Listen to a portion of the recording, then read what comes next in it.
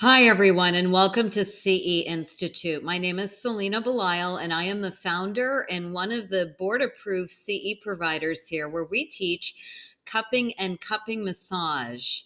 Now, I originally studied cupping back in 1995 at the New England School of Acupuncture in my first TCM certification, and I obtained a second TCM certification at the Beijing Hospital in Beijing, China.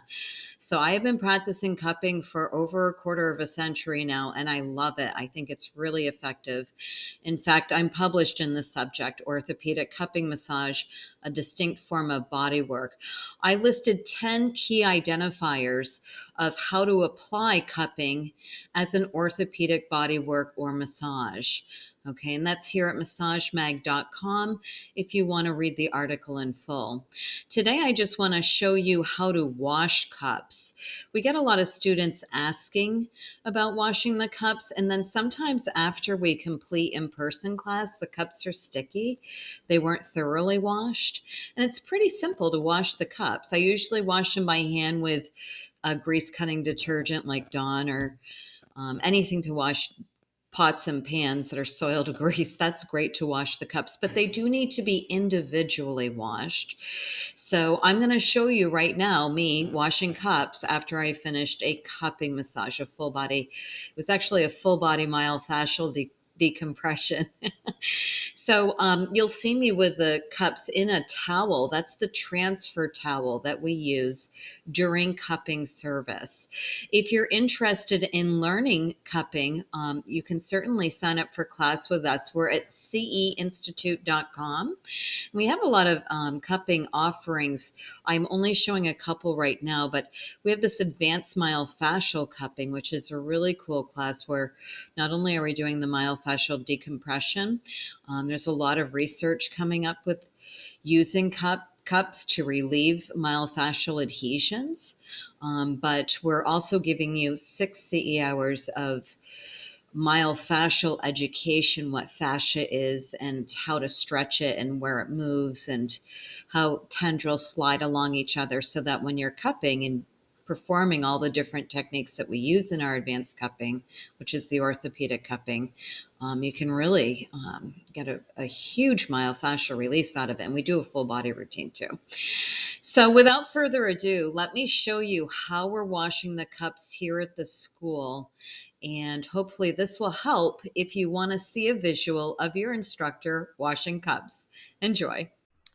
To sanitize your massage cups, when I finish my massage cupping massage service, I collect my equipment, and you can see I carried all of it to the sink in a towel.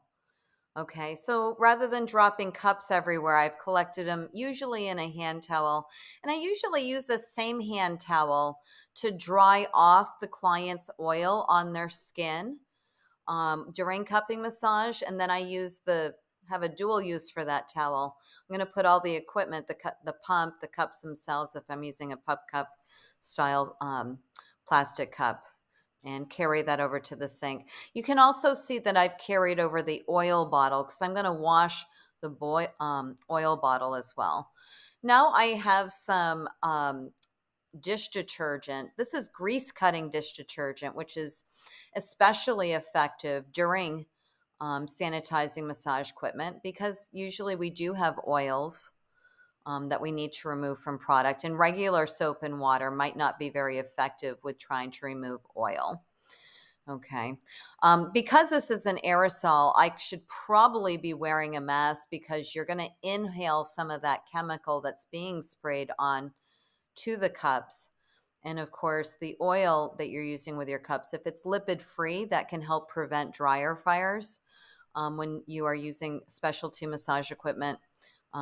Specialty massage oil where the lipids have been removed. It's less sticky.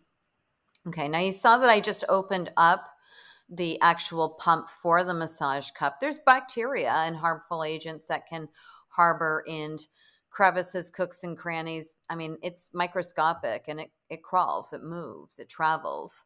So I'm going to wash inside and outside. Some people call this a gun, a cupping gun.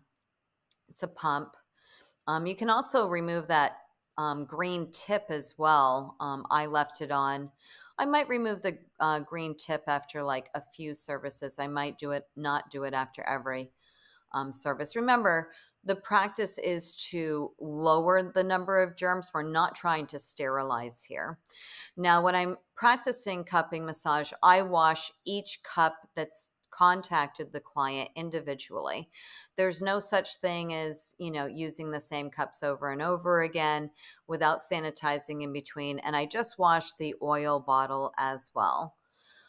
So make sure that you're thoroughly contacting the entire surface of your cup with soap to wash it. And the scrubbing effect is obviously helping dislodge germs that could be embedded into the porous surfaces. And now you're watching me rinse, just a clean water rinse, the cupping surface itself that's just been washed. I use my fingers to individually rinse and rub because I'm trying to remove any germs that were collected with the soap and water. Rinse them down the drain. Now, of course, you could be wearing gloves while doing this. That would be best practices. I don't necessarily always glove up during sanitation. Should I? Yes. But I'm going to leave that choice to you. This was the only cupping service I had done that week, so I felt pretty confident cleaning. You notice that I'm using the air valve and I'm moving the air valve back and forth. I'm trying to clean in the air valve as well. If you allow your cups to air dry afterwards, rinsing the oil bottle, when the air valve dries, whether you're trying to forcefully dry it with a paper towel or allowing it to air dry, the air valve can be stuck. You just usually pull it back and forth. And if you're using silicone rubber cups, you don't have an air valve, so there's no worry about that. So you can see that I'm able to sanitize these massage cups and the pump within a few minutes, okay? It is extra work beyond a regular Swedish massage, but it's your choice whether or not you want to charge extra for your cupping service because A, you have an equipment expense, and B, it takes extra time to sometimes set up. You have to recoup your training expense, and you also need time to sanitize equipment, which goes above and beyond your regular massage.